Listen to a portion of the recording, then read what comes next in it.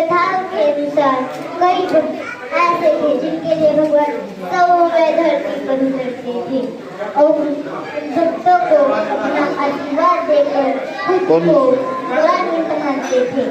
ऐसे ही एक भगत थी शबरी। शबरी भी समाज से थी और भगवान राम की अनन्य शिष्य थी और ऋषि मतंग की शिष्य थी। एक दिन मतंग ने अपने प्राण त्यागने से पहले शबरी को बताया कि एक दिन तुम्हारी कुटिया में दशरथ राम आएंगे और तुम्हारा उद्धार करेंगे। आइए देखते हैं शबरी और राम मिलन की पावन कथा।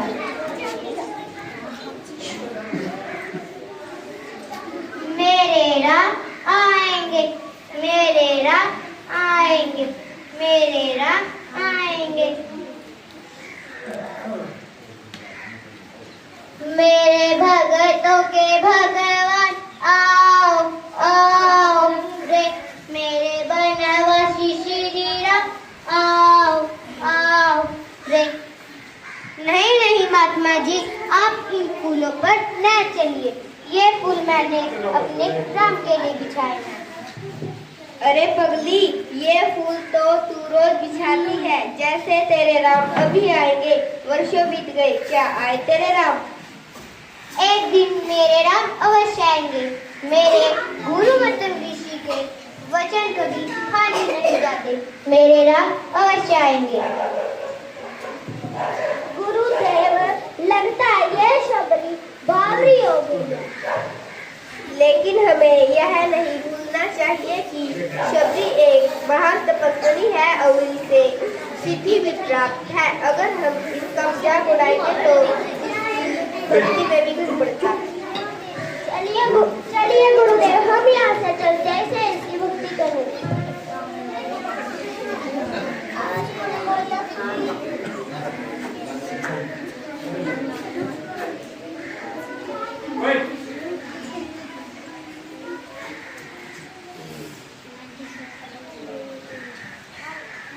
आवाज नहीं आ रही, स्पीकर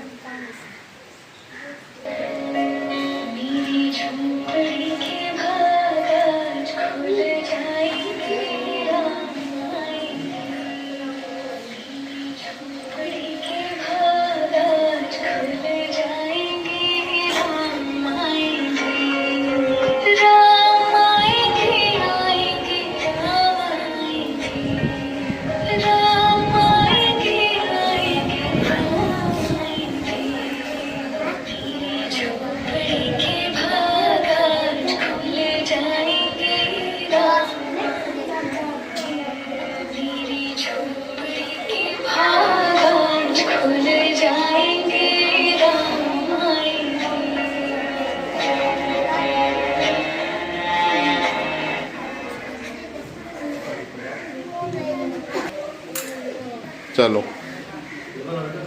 ठहरिए ठहरिए, आप फिर मेरे फूलों को रंगने आए हैं। नहीं नहीं माता, हम तो शबरी से मिलने आए हैं। शबरी, आप कौन हैं? माता, मैं राम और ये मेरे भाई लक्ष्मण हैं। राम, मेरे प्रभु, मैं आज धन्य हो गई। मैं अनजाने में आपको पहचान न पाई, मुझे क्षमा कीजिए। आइए प्रभु, बैठिए।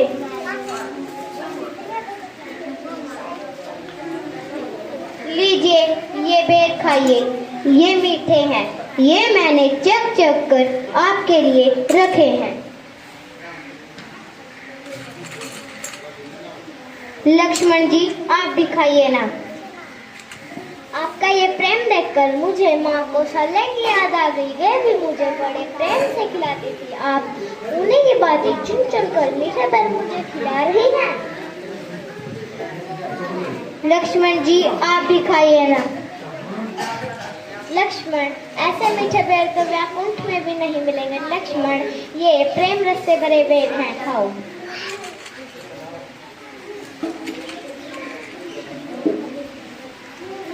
माता, अब हमें बताएं, हम सुग्रीव तक कैसे पहुंच सकते हैं? पर आप 3 लोगों के स्वामी होकर मुझसे बात पूछ रहे हैं। यहाँ से आगे चलकर एक सरोवर है, वहाँ से आप ऋषि मुख पर्वत पर जाइए। वहाँ पर आपको सुग्रीव जी मिलेंगे। वे वहाँ पर हनुमान के साथ रहते हैं। अब हमें आज्ञा दे माता।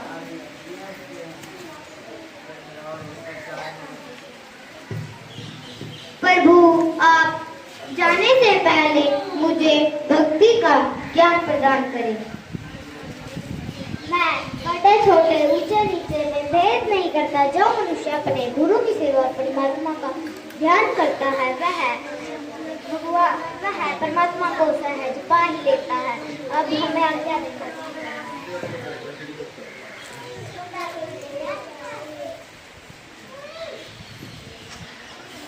इसके बाद राम व लक्ष्मण ऋषि मुख पर्वत पर जाते।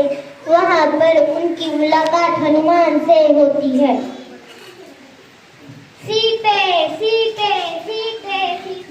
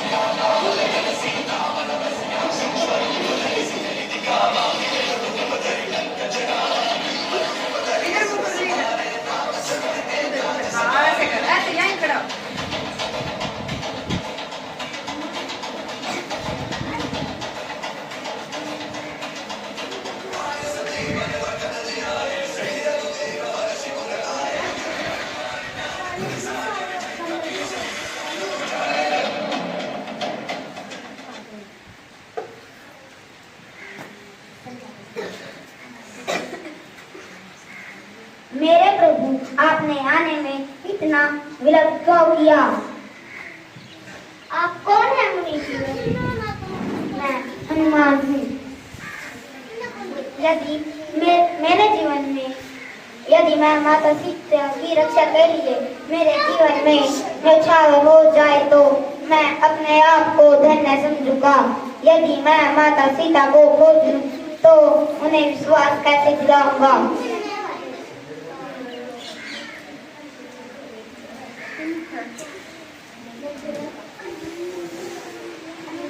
ये हमारे प्रेम का चिन्ह है। ये तुम सीता को दे देना जिससे कि उसे पूर्ण विश्वास हो जाए।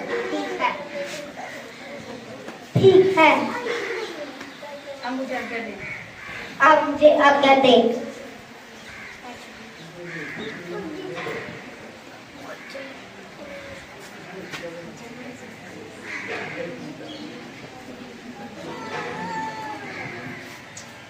इसके बाद हनुमान जी माता सीता से मिलने अशोक वाटिका जाते हैं।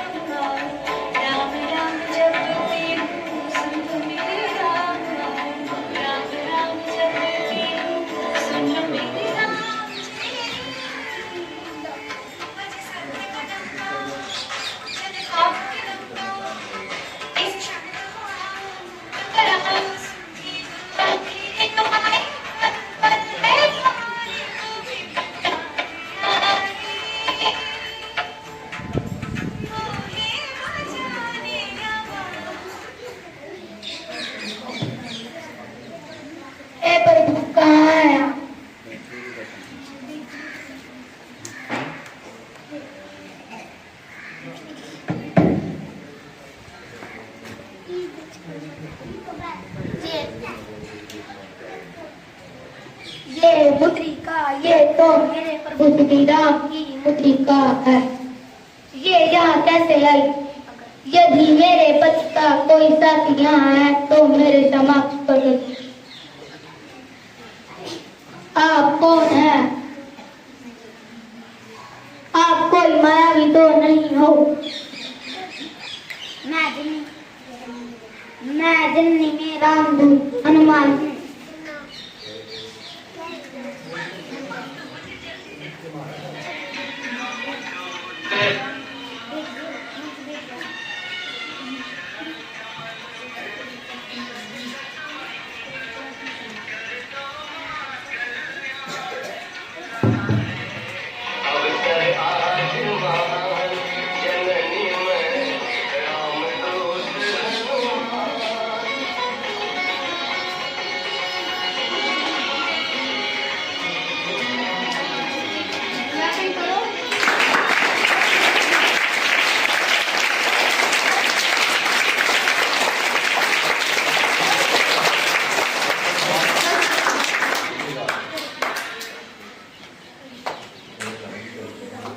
मुझे तो यकीन नहीं हो रहा है कि मेरे प्रभु ने अपने दूत को यहाँ भेजा है।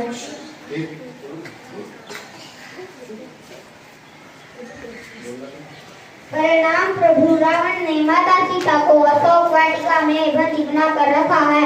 हमें तुरंत वहां जाना चाहिए। ठीक है हनुमान। इस प्रकार राम व लक्ष्मण और उसकी सेना में बहुत भयंकर युद्ध होता है।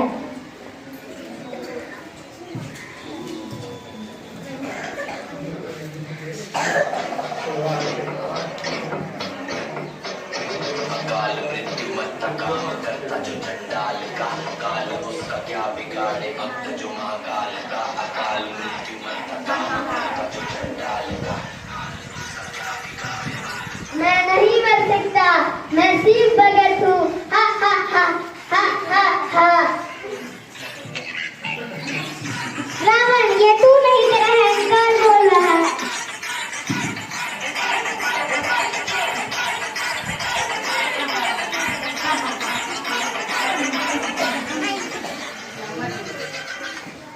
मैं अमर हूँ, मैं अमर हूँ। हा हा हा हा हा हा।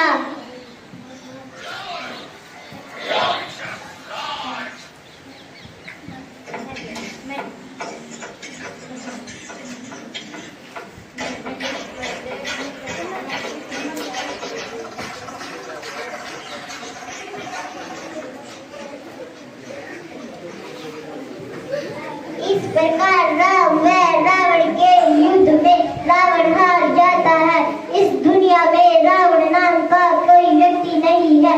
रावण अति ज्ञानी महान पुरुष था, परंतु उसका अहंकार उसकी मृत्यु का कारण बना। व्यक्ति अपने कर्मों से पहचाना जाता है।